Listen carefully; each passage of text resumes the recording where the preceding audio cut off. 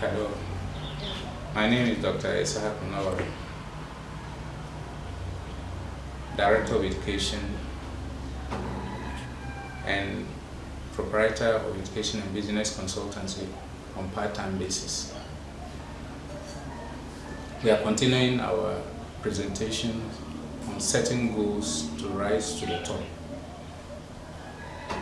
taking on leaders with growth mind.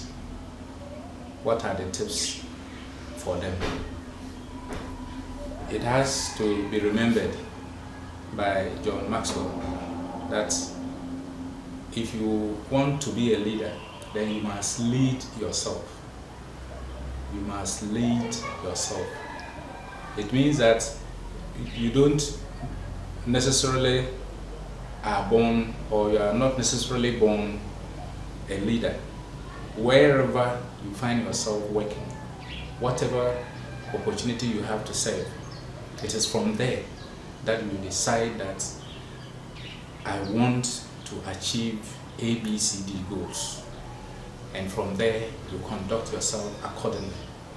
The number one principle or tip for leaders with growth mind. Leaders with growth mind means what? People who want to succeed. And it's important for us to remember that growth is a continuing thing. And like in psychology, learning is also a continuing thing. So if you must be a leader, if you must be a successful leader at that, you need to put the two together. You must work to grow, just like you must learn to grow. They are both asynchronous. It means they continue till the end of your life. There's no opportunity for you to say, I have finished growing. And so when we are even talking about setting goals to rise to the top, where is the top? It is the level of success you achieve for yourself. And so it doesn't mean that, for instance, I should set my goal to rise to Director of Education and that is all about it. There must be opportunity for you to continue to grow, to serve society. And so you don't have a limit as such, but the rising process, the process through which you develop yourself and support society must be planned and planned well. And so that can be done by first identifying where you have motivation. Because if you are not motivated to do something and you decide that they are paying teachers more, and then you decide to go in, within a short while you realize that that's not where your interest is. Once you are not motivated, you can't do well, and there's so much you have to do to be a successful teacher, to continue to rise through the ranks to a very high level. If you hear that they are paying nurses and you decide to join and you don't have the motivation, you cannot work to succeed. In the industry, if you start a business that you have no sustained interest in, you cannot succeed. If, for instance, you take poultry farming and you cannot follow the rudiments, one day you get up and you will have no fowl in your farm. So whichever aspect of life you take, it has to be based on motivation. For you to grow as a leader, you need to identify your flaws.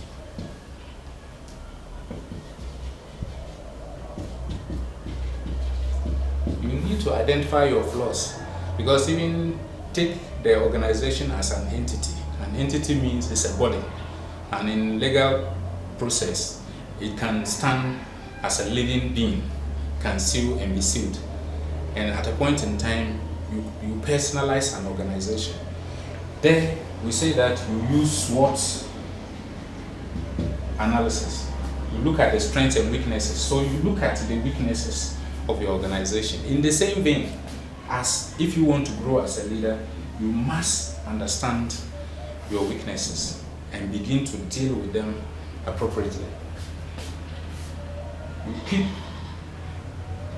the number 3 principle or tip for leaders with growth mind is that you keep an open mind and accept feedback, whether criticisms that are constructive, and they come in the form of negative information called negative entropy in personnel management.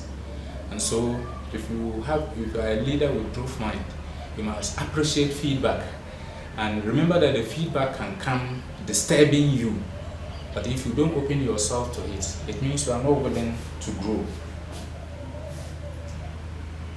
Number 4, you must learn from those with experience. If you are a student, you know that for you to even present a successful proposal, you need to have an experienced person guiding you. If you are in business, you need mentoring. If you enter any profession in life, you need guidance, and it is not one stop. You must make sure that you continue to interact with your mentors, and you continue to interact with those with more experience so that you can grow in the job or on the job. Number 5.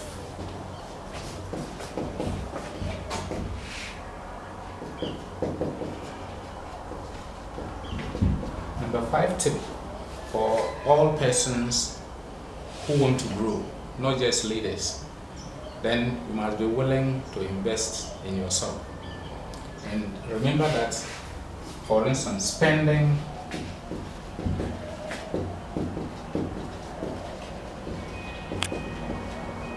in education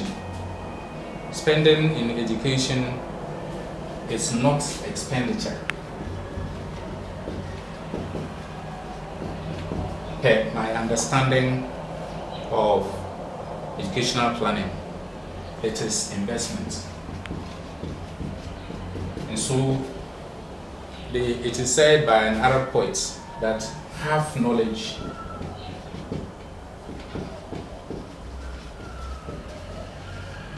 is poison, which is true. And so it is important that if you want to grow as a leader, remember that our last presentation we talked about leadership, principles of leadership for learning.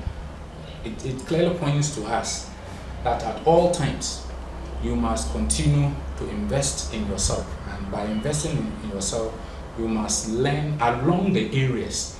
It is not only going to classroom, it's not only going back to school, that is schooling, but education is more than just having more certificates. And so for you to grow as a leader, you must invest in yourself.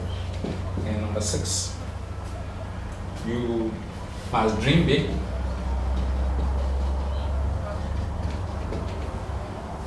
Again, it sent us back to our goals principles. Everything we say that it must come from you yourself. You set high target for yourself, and the target must be clear enough. It must be smart. And so that's number 1. The point must be made that there are certain principles that I want to mention under dreaming big.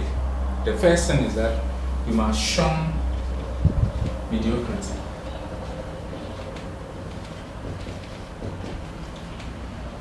Because anything substandard will not send you anywhere. Anything you want to do, you must learn how to do it and do it well. Again, if you live your life by what somebody is doing and succeeding, or what is popular, I am compelled to give a story about a lawyer who complained that a certain government was making life very difficult for him. And somebody remarked that he wasn't a good lawyer, because lawyers should not depend on the policies of a government. Whatever the situation is, you should be able to turn things around. You should have people coming to you. It's not just lawyers. And fortunately, the person said it when he was still a student, and I can bet that he turned out to be a very good lawyer, and today he's even a state attorney for the Republic of Ghana. Clearly meaning that if he had even gone into private practice, he would still make a lot of earning for himself. So, and he's not the only one saying that. Again, Joe Maxwell says that You see, you cannot blame the wind in the sea. It is how you set your sail. If every time you are complaining, it may be right, but it is largely wrong, because you cannot blame your woes on anybody. It is important that you set your goals, you dream big, and then you continue to work and pray. That's the only way you can get out of the woes. And so anything substandard will not help you. Setting very low standard and then maybe involving in things that are not necessary. Aligned to that is, hobnobbing. Who do you associate with? Do you relate? Do you associate with people with positive mind? Do you bargain in wild gossiping and insulting of people? What do you do for the day? How much time do you put into making life comfortable for yourself and others? And who do you hobnob with? Who do you hobnob with? Do you involve in hocus pocus?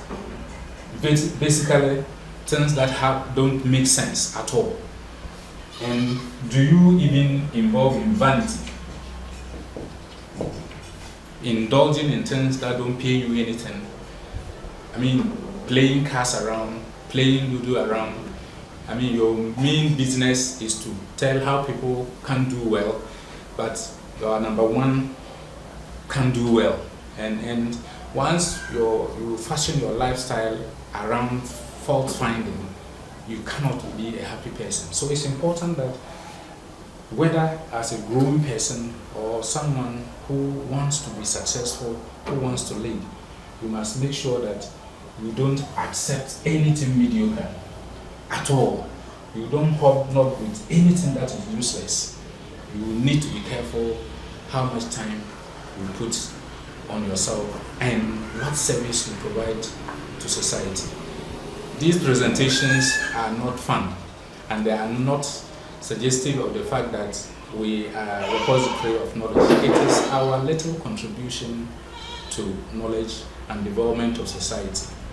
These will continue by what we intend, and it is important that if the presentation is something you appreciate, you subscribe, and then we'll continue to be making more presentations.